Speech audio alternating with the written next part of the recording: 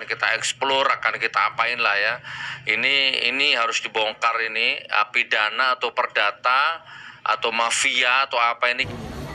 Kepada Ibu Menteri Keuangan, hampir tiap hari dugaan mafia lelang terjadi di mana-mana.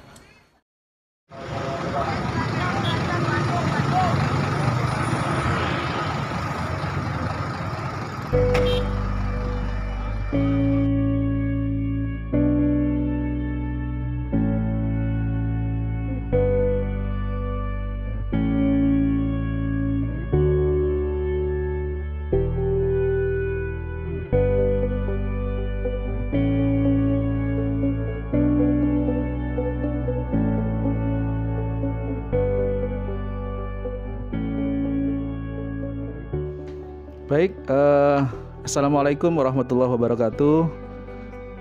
Pemirsa rajawalimedia.net, kali ini kita kedatangan tamu yang datang dari jauh-jauh, dari Blitar, Ibu ya. Nah, perkenalkan, kali ini kita berbincang-bincang dengan Ibu Sri Patokah dari Blitar, yang saat ini beliau mencari keadilan dari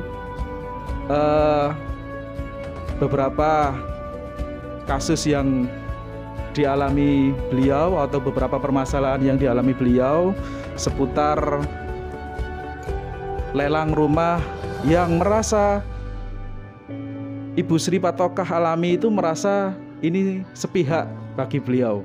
Nah, bagaimana ceritanya selanjutnya?